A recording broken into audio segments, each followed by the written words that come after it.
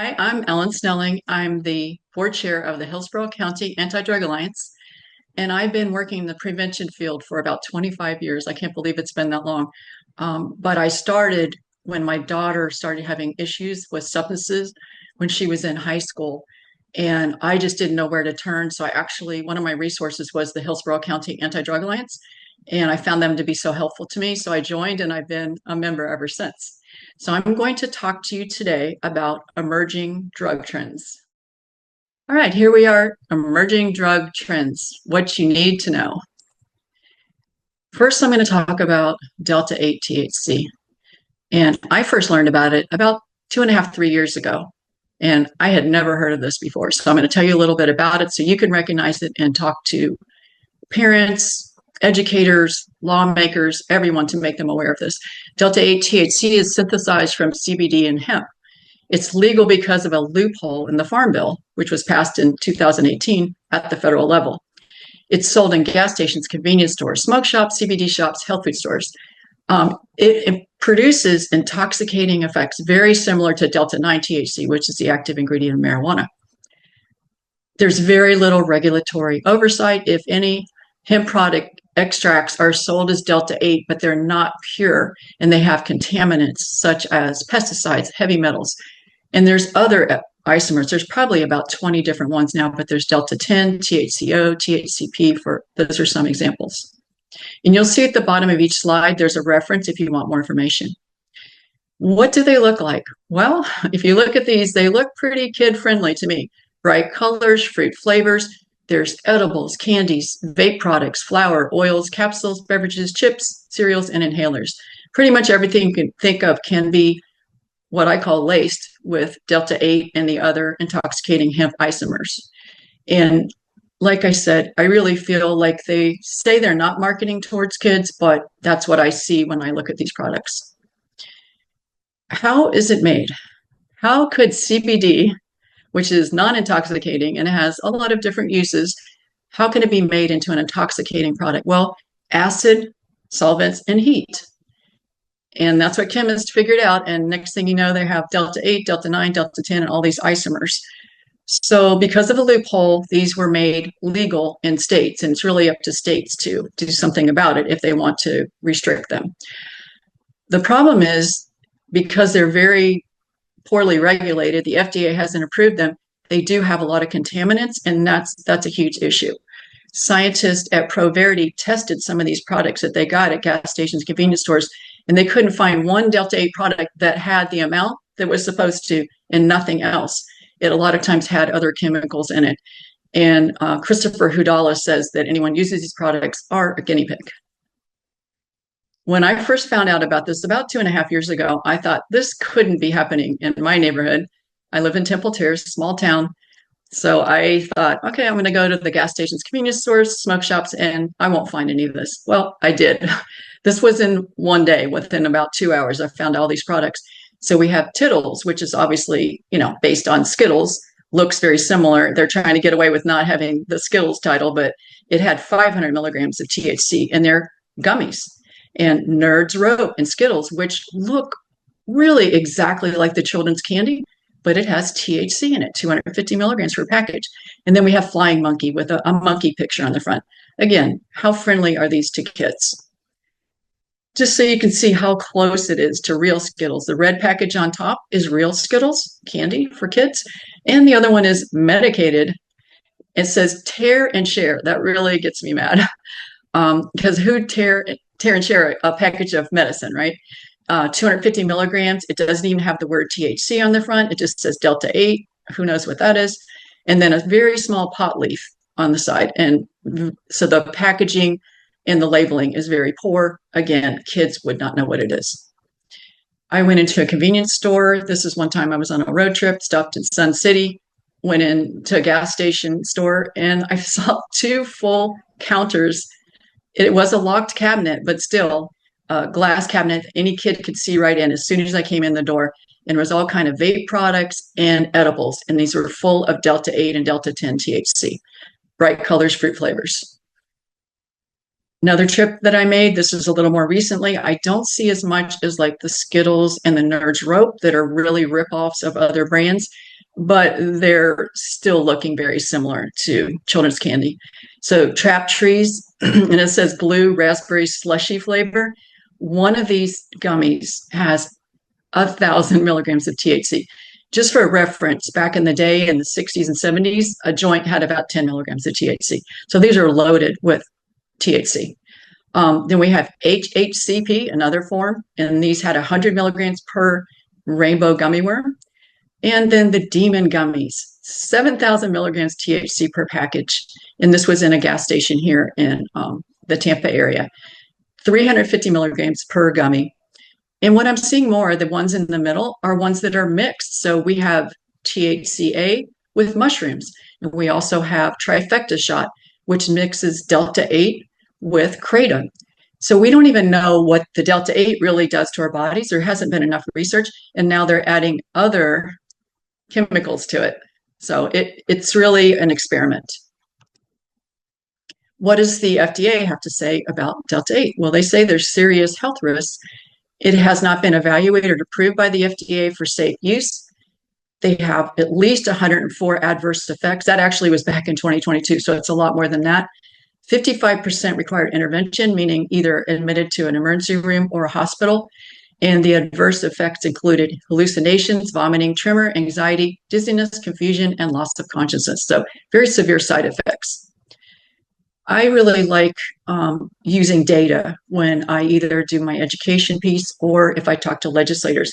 And the Florida Poison Control Center has been a great help. So they track what they call hemp extract exposures. So that's Delta 8, Delta 10, THCO, all of those together. They've been tracking them, and they were able to go back to 2016. So in 2016, and that's before that the law was passed at the federal level, the Farm Bill. So there was very few. Then fast forward to 2023. So it went from 8 adult exposures in 2016 to 1,686 exposures for adults, 792 for pediatrics. And these exposures are, in general, sometimes it can be a parent calling and their child has symptoms, but a lot of times it's doctors calling from emergency rooms and hospitals. So these are significant, and I think it shows the trend and how we need to look at this more closely. We've got to educate parents, we've got to educate teachers and lawmakers so that we can get this under control and get good laws passed. I like to combine my data with some personal stories. So I'm going to talk to you a little bit about a couple of case studies of kids that got into these products. So the first happened in about 2022, and a child and his family visited from Ohio, and they went to Tarpon Springs. So after a day out at the sponge docks, they went to get some foods and beverages and stopped at Groovy Smoothie.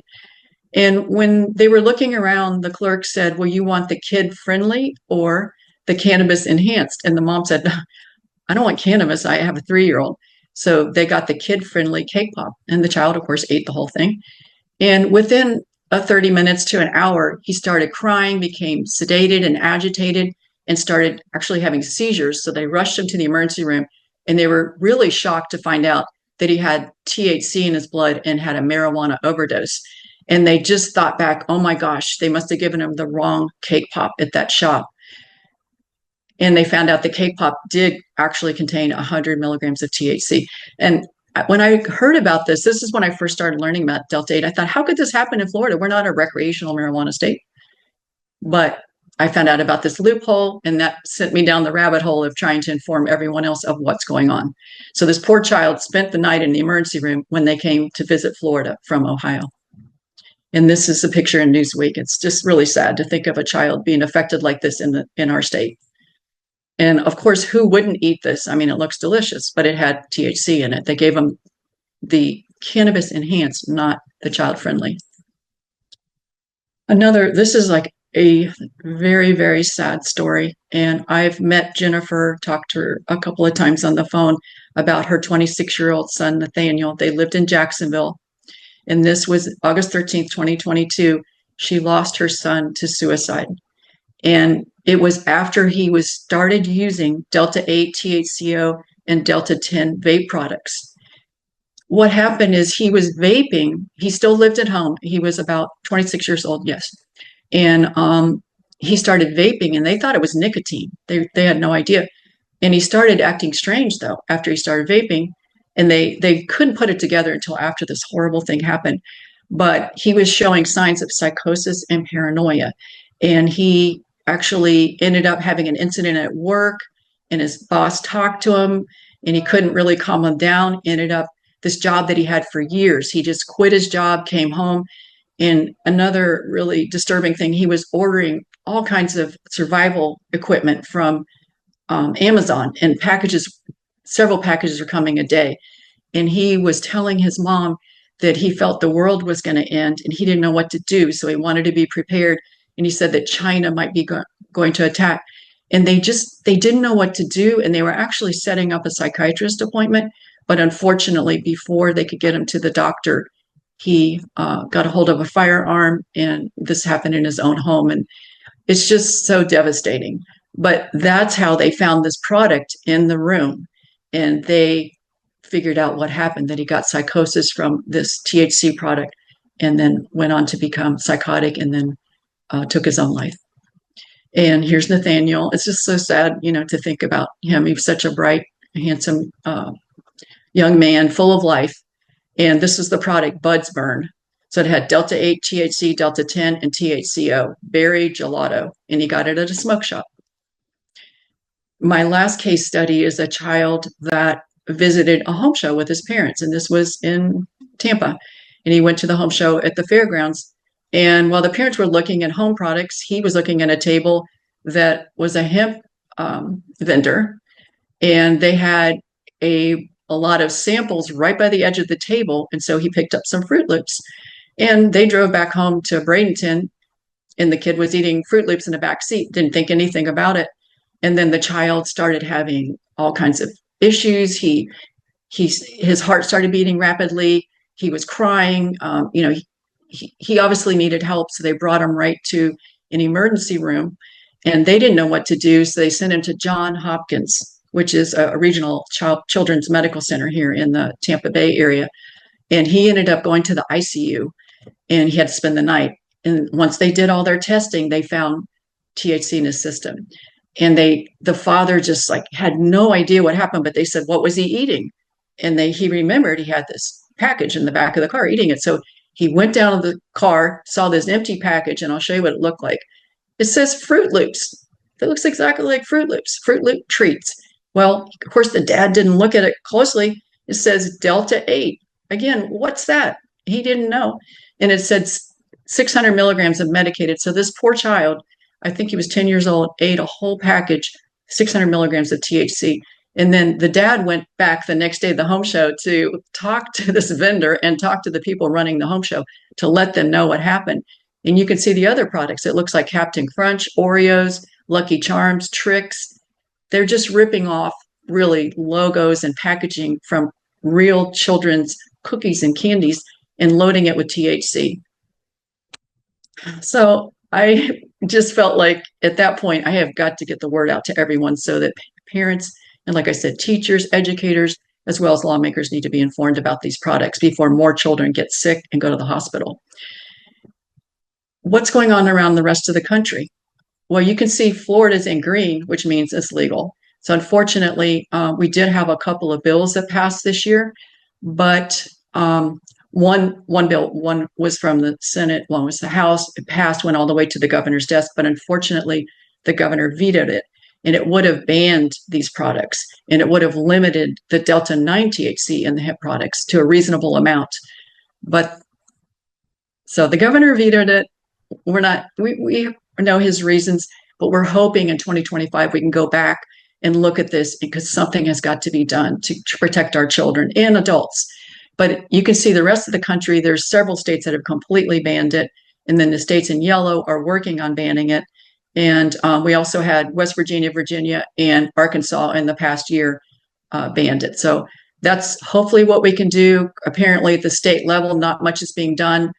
I mean, not the state level, but the federal level, not much is being done with the Farm Bill. They could take care of this whole problem and make it very clear that these products are not allowed, only CBD is allowed, but they haven't done that. So it's up to the states, and we'll have to look at that in 2025. The next topic is Kratom. and I'm sure you all have heard of kratom. And it's a plant, and it's in Southeast Asia. It's not even in the United States, so it has to be imported. And it's sold in convenience stores, gas stations, and smoke shops.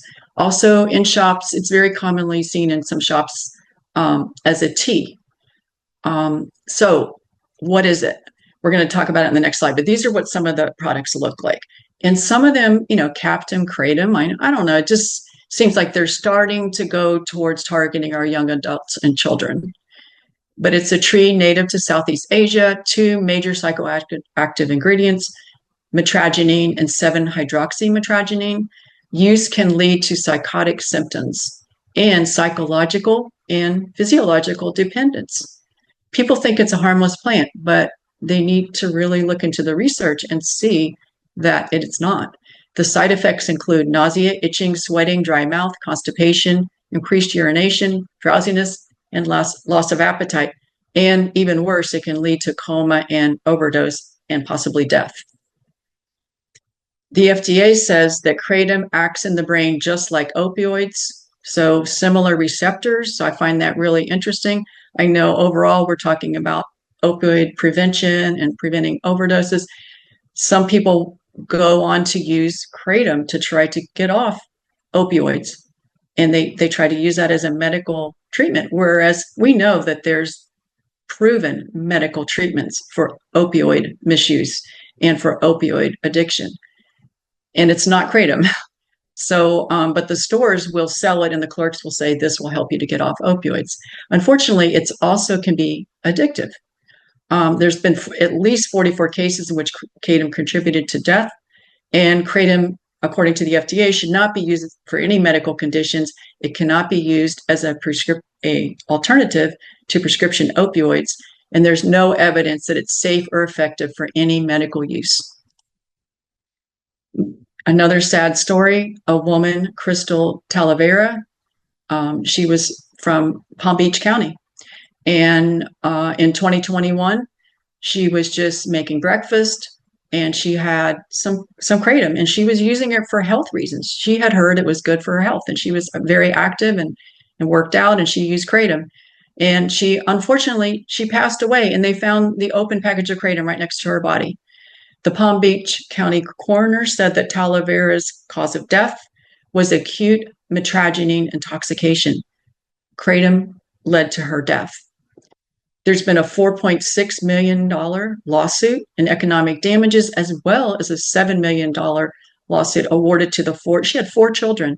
So this kind of thing, now that it's out in the open, that it can lead to not only dependence, but also death in some cases. And there's lawsuits, we're probably going to start seeing some changes as far as packaging, warning, and that type of thing with kratom. But right now, the only law in Florida is that it has to be sold to persons over the age of 21. That's the only regulation. There was a really excellent series in the Tampa Bay Times. It's available online. It's called Deadly Dose. I highly recommend it.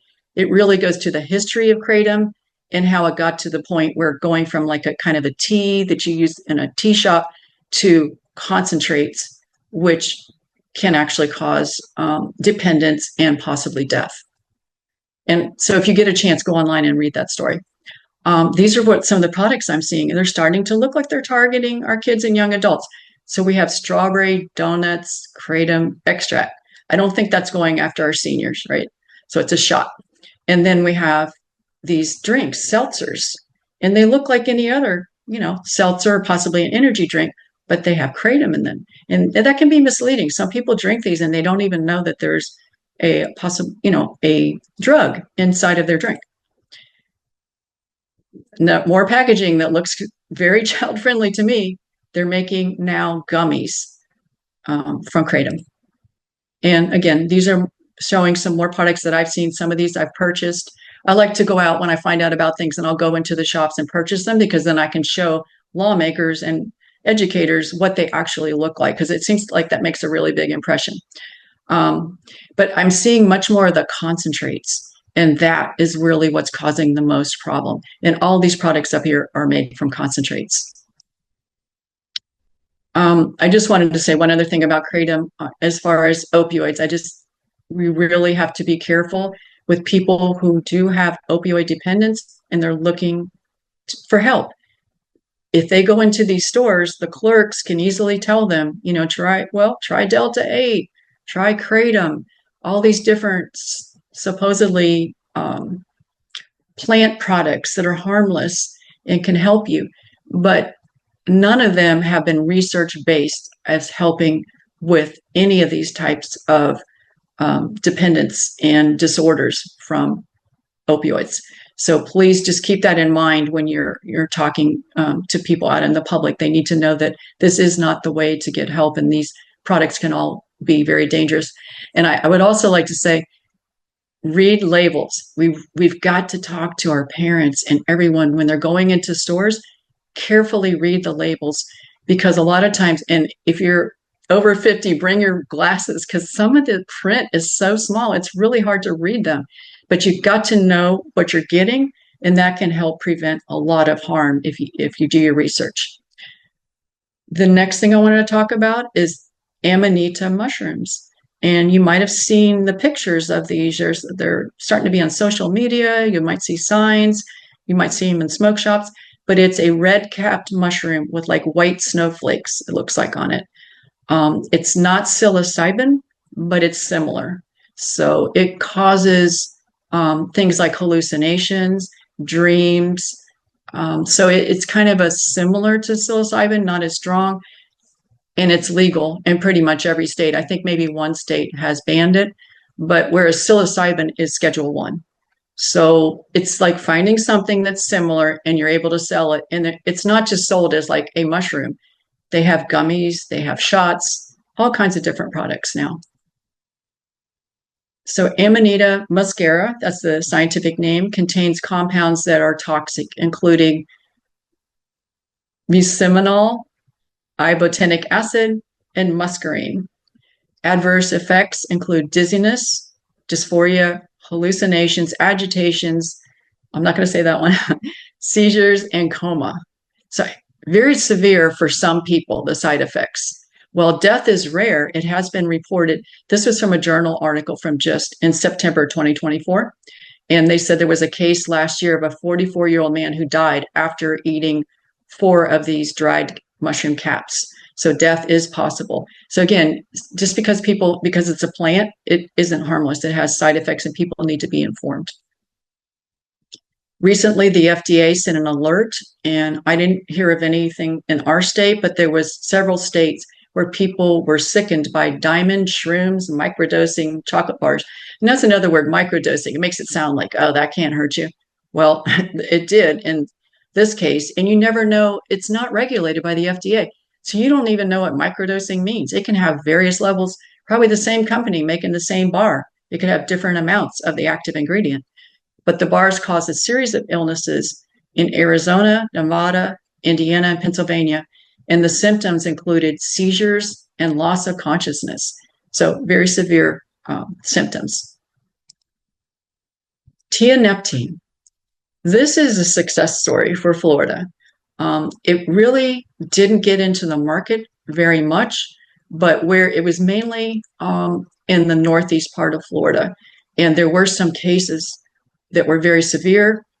I'm not sure if there were deaths, but there was severe dependence and people having to go to the hospital with withdrawal symptoms and just getting very ill. So before it got much worse, I'll tell you about the success story with this particular drug. But it recently emerged in an illicit drug market in the United States. According to case reports, it is misused for its euphoric properties similar to opioids, such as heroin. So here we are again, finding a product that could be used as an alternative to heroin and to opioids, but it's definitely not safe. Severe adverse health effects, including respiratory depression, severe sedation, and death. So there have been deaths related to this product, especially with the misuse of it. Severe withdrawal symptoms in humans that result in hospitalization after the use. This is what it looks like. A lot of it is in the form of pills. So, and the street names are Tia, Pegasus, TD Red, and Zaza, gas station dope. And one of the more common ones was Zaza. That's the one I saw in a lot of the gas stations and smoke shops. And once I found out about it, of course, I go into the smoke shop, and like the first one I went into, I got Neptune's Fix Elixir. And it was chocolate vanilla. And I didn't taste it, but I did smell it, and it smelled really good, but I wasn't about to try it. I mean, all these products to me are definitely taking a gamble, and you're like a guinea pig, even though you feel safe because you're buying it legally. It's in a smoke shop, it's in a gas station. People are completely misled by these products thinking they're safe. This was interesting in this ad I found online. It says adults only. Well, that's nice. Superior to kratom. So that's their selling point, that it's superior to kratom. I just find it interesting that they're trying to compare it to something else. But another one that could possibly be promoted as an alternative to opioids to help people get off opioids, but super dangerous. The FDA considers it to be a substance that does not meet the definition of dietary ingredients. It's an unsafe food additive, to say the least. Tianeptine is used as a prescription drug in other countries, but not in the United States. The FDA is aware of very severe adverse events associated with it, and it may lead to dependence and addiction. This is the good news. So September 2023, Attorney General Ashley Moody filed an emergency rule to outlaw tianeptine in Florida. And then that year, they went to the legislative process, they passed a bill, the governor signed it, and it is now on Schedule 1 in our state. So you should not see this anymore in our convenience stores, gas stations. It may still be there. If you do see it, just realize it's illegal, and you can report that. But it will be on the black market, and it's still around, but it won't be nearly as available. That's the thing that's good about when something is banned. It is not available easily where a consumer can get it anywhere. Yes, black market's not good, but it's better than having all these products in a store where somebody thinks it's safe, because that's very misleading. And again, read labels and know what you're consuming. One of my favorite topics, marijuana. Now, marijuana is not an emerging drug. It has been around for centuries. What is emerging is the product itself, what it's become. So think back to the 60s, 70s, 80s. It basically was smoked. It was flour that was smoked. Now it's mind-boggling what's available. So we have vapes, again, fruit flavors, colorful packaging, drinks. We have cereal, snacks, all kinds of food. There was recently a case reported where people were accidentally poisoned by pizza in a different state, where they gave them the THC pizza, and a whole bunch of people got sick. So it's getting so close to our regular foods that it's very confusing, and there's mistakes made like that. But again, the ones that really concern me are the ones with the bright colors, fruit flavors that look really attractive to children. And the other thing is the concentration of THC has changed so much over the years. So back in the 60s and 70s, it was around 1% to 2% THC.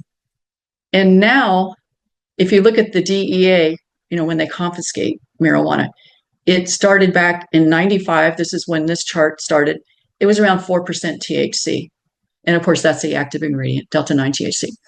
And then go ahead to 2021, and it's over 15% THC. This is just confiscated by the DEA.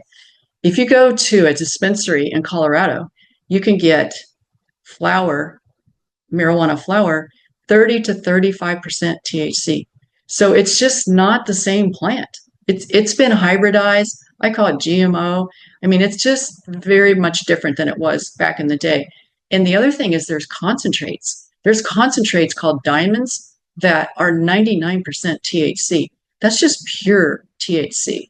So they can't say it's a harmless plant anymore. So that's what we all need to realize, is that as far as the trend with marijuana, it's toward very high THC levels and a variety of products that actually can cause not only our children, but adults to get sick, because they won't even know. They're so close to regular products. They won't know that there's THC in it.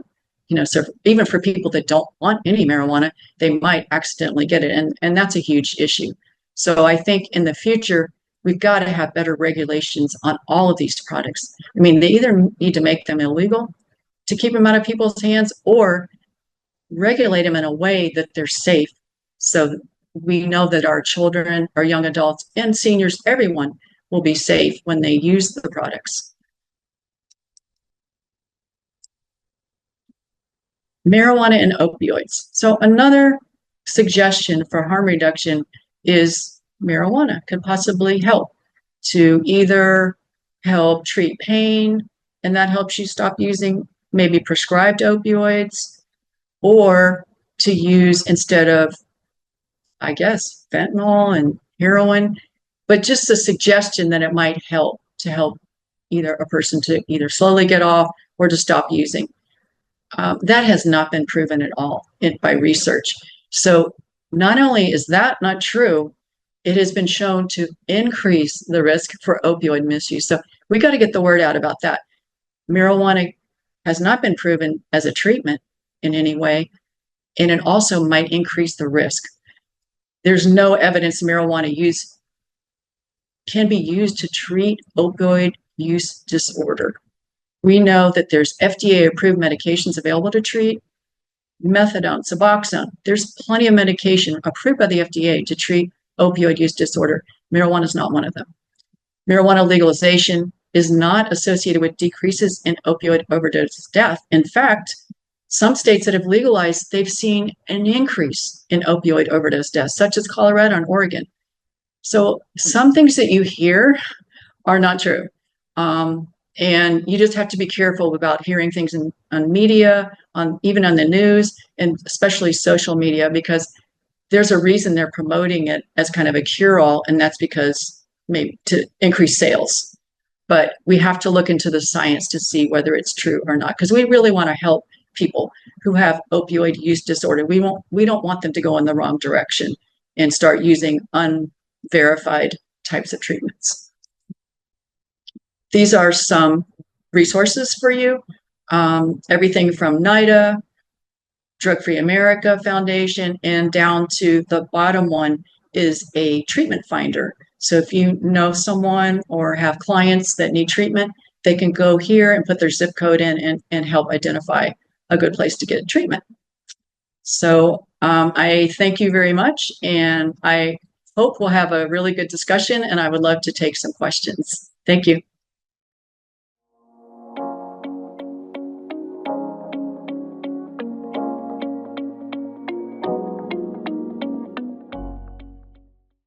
Well, Ellen, that was very interesting. A lot of good information, a lot of, makes you think twice about some of the substances. And I think that was the first question I saw in the Q&A was just how surprising it was that they're allowed to advertise towards youth and the regulations around that, because I think that's a lot of what, you talked about.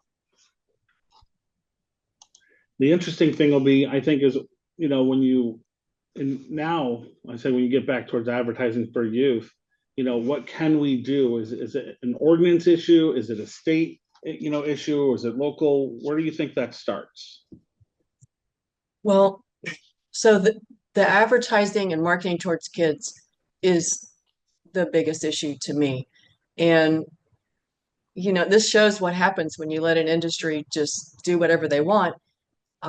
They are going to market towards kids. When you think about big tobacco, I mean, what do? So we all know that when you have a substance that can be abused or is addictive, you like the younger customers. I mean, that's just the way it is. So what we have to do is to try to put the brakes on this and try to keep it away from our kids. So education is huge. We got to go out and educate, because if they're out there, we can't just take them off the shelf. We got to tell people what's going on, so there won't be more of these cases of going to the emergency room. But there's also the state level. There's things that can be done. In fact, with the Delta 8 products, there was a bill passed that is in effect right now that says you cannot market to children. But this has been a couple years ago that this bill was passed, and it's a law, but they still haven't done, it's like a regulation that has to go through Department of Agriculture where they spell it out very carefully. So it is pretty clear that they should not be selling the Skittles and Nerds Rope and the complete ripoffs, but we're still finding some of these things in the stores. So part of it is once you pass a law, you have to enforce it. And I think it goes down to the local level. I think each county and city could do a better job maybe going into these stores. And if you see something, report it into the Department of Agriculture because Delta 8 and all those hemp products are all regulated by the Department of Agriculture. And you can go to their website and report it right online. So I think that's important for everyone to know. If you see something that's gummy worms and you can tell it's targeting kids, call and identify the store, and they will come out and inspect it and put a fine on them. As far as Kratom and the others, there are no laws right now that prevent them from marketing to kids. So that's something 2025, we want to look at that. There's definitely more regulation and restrictions needed on Kratom. Well, And and it kind of makes you think. mushrooms. There's no laws even with the Amanita mushrooms. There's nothing right now. So there's plenty for us to do. And if you're interested, please let me know because we're starting to come up with what we want to do with legislation for 2025. What's interesting too is a lot of times if you look at the packaging, the serving size to me is always interesting because I remember seeing a package of gummy bears one time, and the serving size was 1/8 of a gummy bear.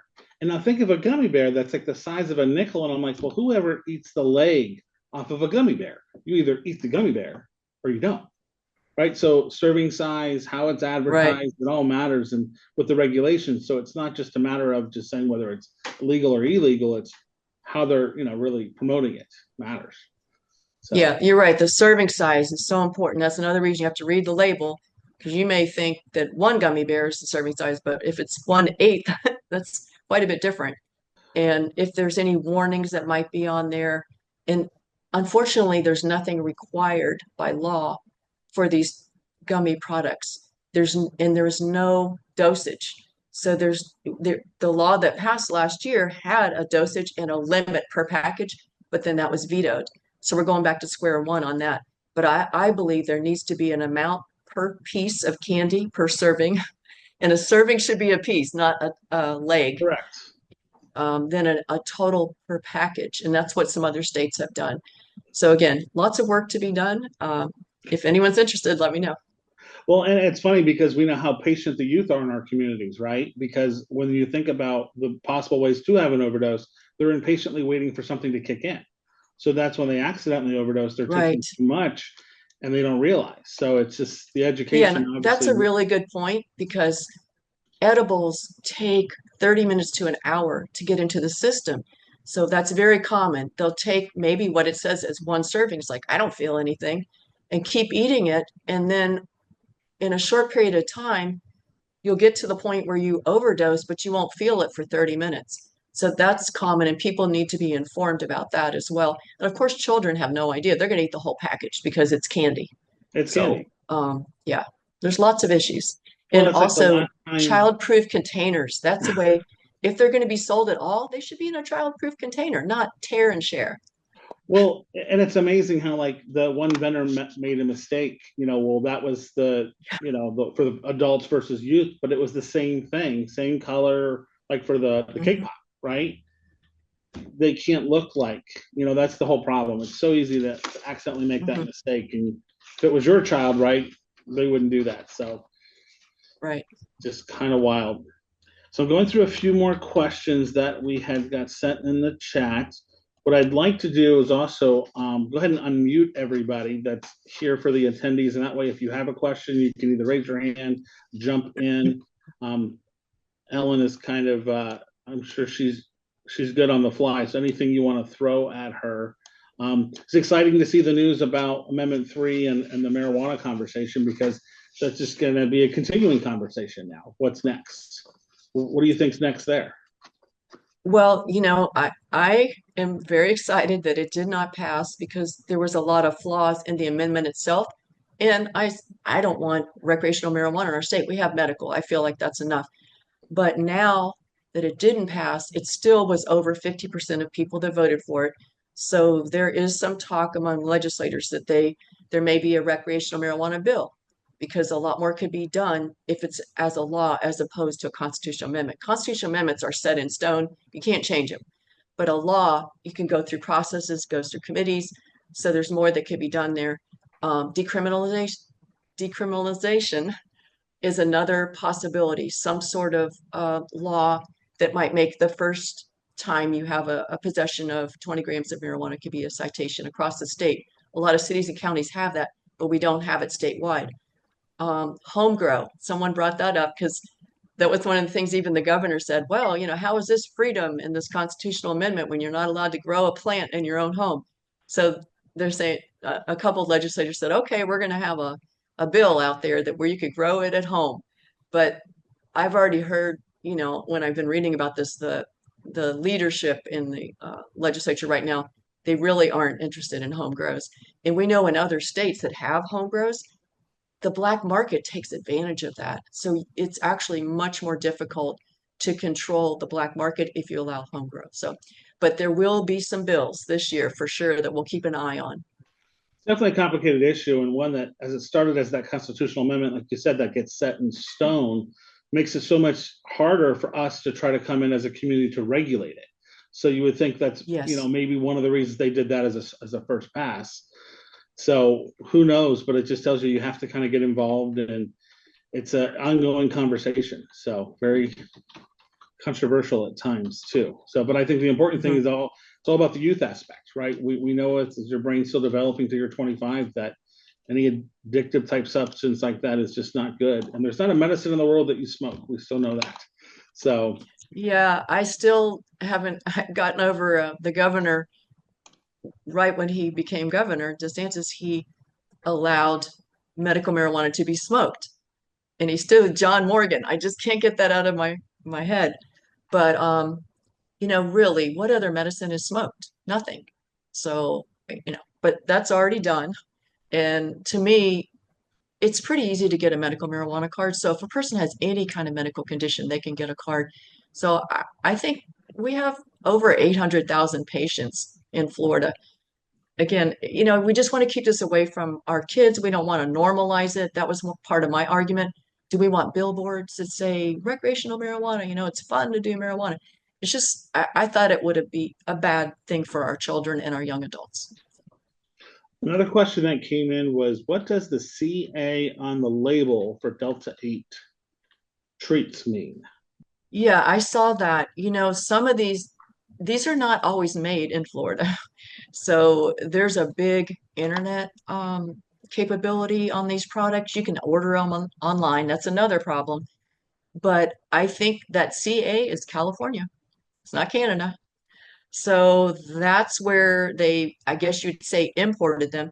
And there's no law against it. I mean, these products can go over state lines, but I believe that's what the CA was in that little tiny pot leaf. I think that's where that particular product, It would make sense. that's where they got it from.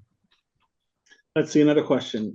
Now, I might mispronounce some of these words, so bear with me. So I have been hearing about some psychotropic blends of mushrooms infused products being sold here in Tampa. From what I understand, the chemicals convert to psilocybin once consumed. Is this accurate?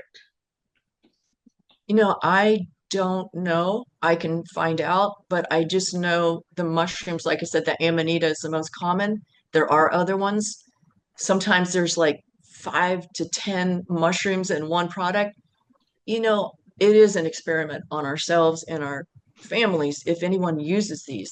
So the research is really not out there and they're capitalizing on that. So if there's not research saying, necessarily it's bad or you overdose, then they'll say, oh, it's perfectly safe. And the FDA can't keep up with this stuff. As far as it has very similar effects to psilocybin. It may not be as strong, but that's kind of a selling point. You can trip without being on psilocybin. So, but I'll have to look and see if it actually can be taken into the body and then made into something similar to psilocybin. I'm not sure. It goes back to your point that you made in the presentation was about not being the guinea pig, right? Because you just never Yes, seems to work out well for the guinea pig. So right. you just never know what you're getting. I had one more question come in about how can marijuana cross state lines if marijuana is not federally legal? And that's probably a complicated question because I think it goes back to a lot of the enforcement and Yeah, regulation. well, great question. And yes, marijuana, it is illegal to go over state lines. This stuff is very similar. It has Delta 8, Delta 9, Delta 10, all these different types of THC in it. But because it's made from hemp, that is why it can go over state lines. And even some of the states that have outlawed it, I know Arkansas in particular, they banned Delta 8 THC. It's being held up in court because they tried to stop the interstate commerce. There's some very strong federal laws about interstate commerce. And right now, because of the loophole with Delta 8 and Delta 10, it can go across state lines. So if anyone works on a ban, it needs to really not address the internet going across state lines because that's like I said, several states, especially I know Arkansas is being held up because of that. But marijuana cannot go across state lines. It's supposed to only stay within the state.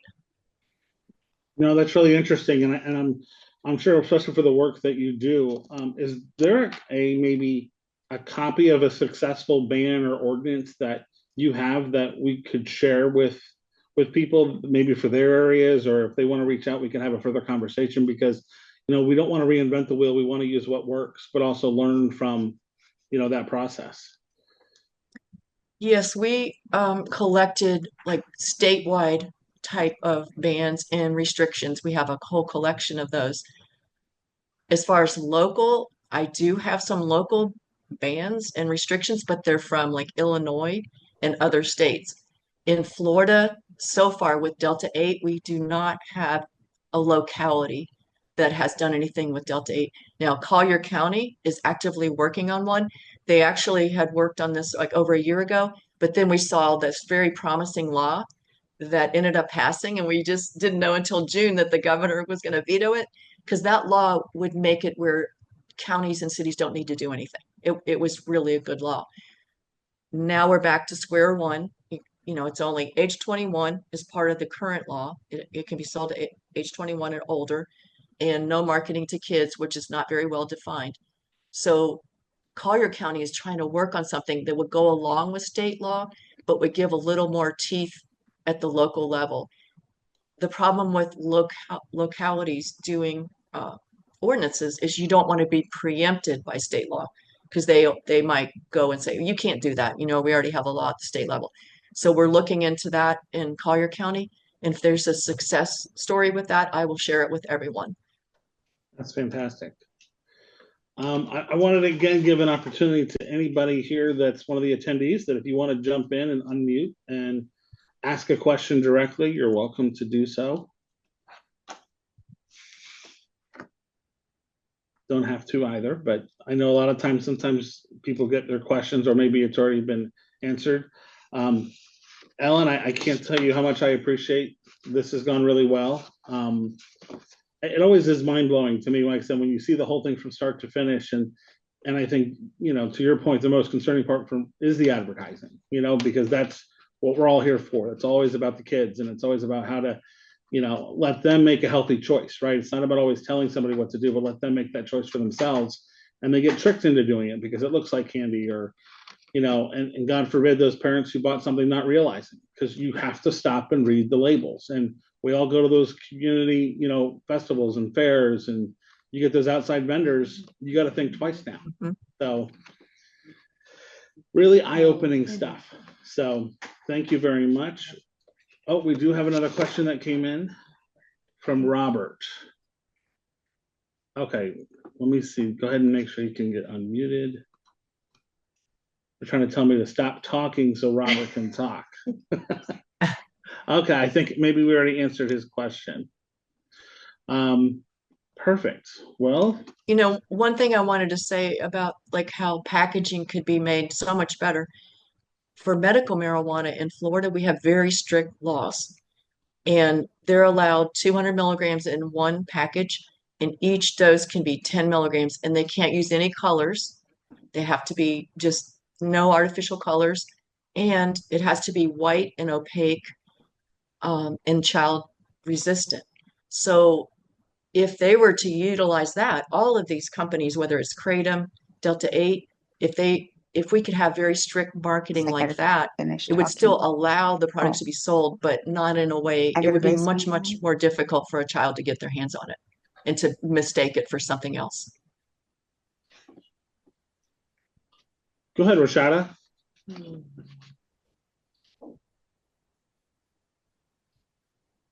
To ask. Please go ahead. Oh, hi. I'm Sylvia. I not Richna. She sent me the link to sign in. Can you hear me? Yes. Yes. Oh, okay. I'm wondering how is it that gas stations can sell these items? I know they can sell beer and things like that. So is that like grouped all in together with their ability to sell the controlled substance? I No, think it has to do with the this, regulations. So, Ellen? yeah, the alcohol has really pretty strict regulations. Um, but these products do not. I mean, there's a little bit of regulation in Florida, not much.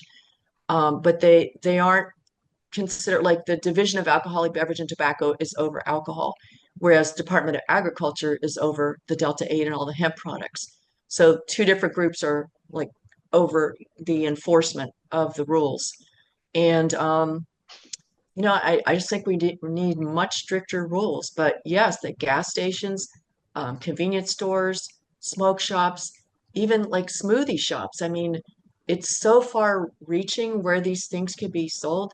The only thing that I know of that they have to have is like a food sales license that would allow them to sell hemp. I think it costs $650 a year, from my understanding. So they do have to get a license, but it's really easy to get. Pay your 650 bucks a year, and then you're set. So other than that, there are some labeling requirements. They have to have maybe the amount of THC in it, the Delta Uh-huh. 9 THC, because according to federal law, you can only have 0.3% of Delta 9 THC. So they do have to list that, but there's not a lot of other labeling requirements. It doesn't require a warning. It doesn't have to say keep away from kids, all those types of things. It doesn't have to say sales to age 21 and older. So there's so many things that we could do to make these products safer. I prefer banning them, but if we are to continue, there's a lot of great ideas on how to make them safer. But for right now, they're available pretty much everywhere. Oh my God. Okay, thank you. Makes you think twice. One of the things we're doing locally now is our environmental scans when you walk into the convenience stores. And I would just encourage everybody on the call to, really, when you go get gas next time, look at the placement of the products, look at the advertising. Is it near the candy aisle? Or is the eye level of a child? What are the colors? It's funny because, growing up, we didn't have some of those flavors, whether it was, you know, um, cotton candy and things like that. It was strictly, the actual product itself. Looks like we have another question, and I want to say it's from, I missed the note, I'm sorry, Kathleen. Oh, hello. Hello. Hi. I didn't really have a question, but I had more of a comment. I was thinking about something we use in our presentation with students. That is way back when the Barbara Boxner, I think her name was, where she was talking to the people of Jewel and asking them about their flavors, and that they have new flavors coming out. And the guy made a mistake when talking back to her, and he was like, "Well, we have our." He named a couple cherry this and whatever that, and then he goes, and we have our adult flavor. And Oh, right then, everybody was like, "Your adult flavor, so the other ones must be kid flavors." And there's a clip of that on YouTube that we like to show, the older kids so they understand that they really are marketing towards you. hmm Kathy, thanks for sharing that. And Kathy, it's good to see you. It's been a long Thank you. time. Oh, I know. Yeah. Good to see you too. Take care. Thank you. Any other last minute questions? Any other thoughts, Ellen? No, just if anyone would like, I would be glad to do, like, especially a virtual presentation for other groups. feel free to use PowerPoints and videos. But we just have to get the word out. But if you are interested in policy, please let me know, because we are starting to get geared up for the legislative session. Now that the election's over, we know who, who the senators and reps are. I suggest if you can go to your legislative delegation meeting in your county, if you look online for your county, they should have a legislative delegation that meets sometime in the next couple months before the session starts. And you should be able to sign up and go, and you get 2 to 3 minutes to speak, and you can say, use these issues, Delta 8, kratom. We don't want them to be kid friendly. But those are the kind of things you can work on now. We don't want to wait until the session starts. It's probably either February or March. We got to hit the ground running with policy right now. Absolutely, and especially because we're doing a lot of work with a lot of less infrastructure and funds, especially in this arena. Yes. So thank you so much for your time today. Really appreciate it.